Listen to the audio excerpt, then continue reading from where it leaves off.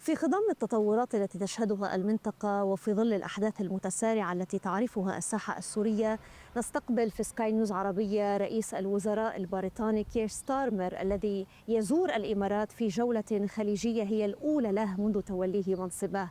دولة رئيس الوزراء، أهلا بك معنا في سكاي نيوز عربية. Not at all. Thank you for having me. لا يمكن أن نبدأ إلا من الأحداث في سوريا.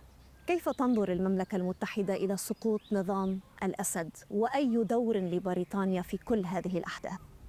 Well, the people of Syria have lived under a brutal regime for far too long, so I welcome the fact that Assad is gone. I think the whole world welcomes that.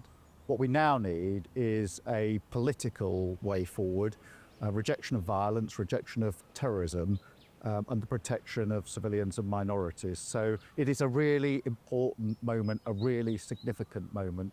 We're obviously engaging with allies globally and in the region to make sure that what happens now is peaceful and protective and inclusive.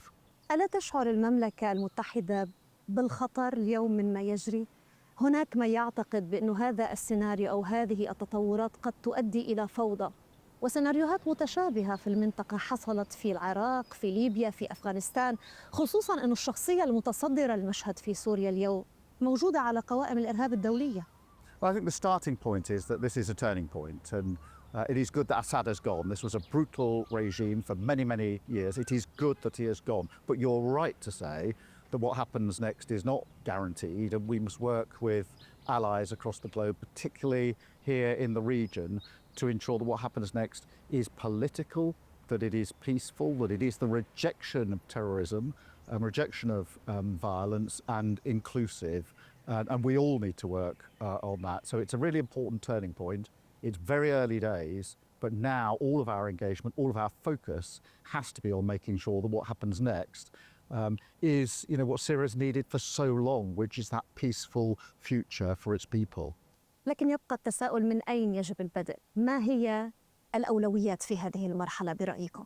Priorities are political solution, protection of civilians, protection of minorities, also real clarity about the rejection of violence and terrorism, and taking what could be a really significant opportunity to really turn a corner for Syria. So that has to be the priority. That's what we're engaging on. That's what we're focused on. اسمح لي أن أنتقل معك إلى ملف آخر مهم جدا بالنسبة لبريطانيا. في ظل التطورات الأخيرة وفي ظل استمرار أيضا المفاوضات النووية، كيف تنجح المملكة المتحدة في موازنة علاقاتها الدبلوماسية مع إيران لجهة معالجة المخاطر النووية ومن جهة أخرى للحد من نفوذ إيران في منطقة الشرق الأوسط؟ Well, the regime in Iran is a real threat to not just the UK, but the region, and it is very important that we de-escalate and have real clarity about all diplomatic efforts to prevent Iran getting nuclear weapons. So we are engaging on de-escalation. We have real clarity about this in terms of the threat that Iran poses. في ملف غزة، دعت المملكة المتحدة إلى وقف إطلاق النار في غزة، ولم تطلب ذلك فحسب، بل إنها أرادت أن يكون وقف إطلاق النار دائما حتى لا تتكرر هذه الأحداث مرة أخرى. اليوم كيف تتعامل بريطانيا مع هذه الأزمة للدفع قدما في اتجاه وقف إطلاق النار من جهة، وسؤال اليوم يخطر على بال الجميع: هل ستوقف المملكة المتحدة بنيامين نتنياهو إذا وصل إلى أراضيها بعد هذه المذكرة التي صدرت بحقه من المحكمة الجنائية الدولية؟ Well, look, I was very pleased to see in Lebanon there was a ceasefire, and we're working hard to make sure that that holds. I think there is now the potential in Gaza for that ceasefire. We've long been calling for it, but there are intense discussions going on now, which are intended to, and I hope will lead to a much-needed ceasefire, which will allow the remaining hostages to be released, will allow desperately needed humanitarian aid to go into Gaza, and open the door for the only solution in Gaza, which is a political solution leading to a two-state outcome. So we desperately need that ceasefire. We're engaging, as you would expect, with allies on that very issue, as we have been for a very long time now. But the discussions are very, very intense. and I hope we can get that ceasefire as soon as possible. هل اتفاق وقف إطلاق النار في غزة بات قريبا برأيك؟ Well, I hope it can come. It's desperately needed. Those hostages have been held for a very long time.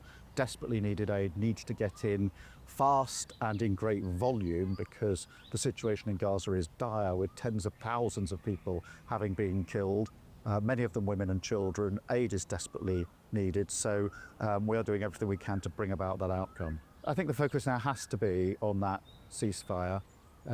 As I say, Lebanon was a step in the right direction.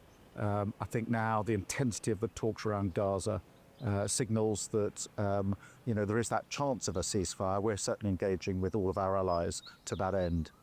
دولة رئيس الوزراء، الإمارات العربية المتحدة شريك استراتيجي للمملكة المتحدة في مجالات متعددة، التجارة، الطاقة والأمن الإقليمي. كيف تخططون لتعزيز هذه الشراكة في ظل اليوم التركيز على الدور المحوري لدول الخليج؟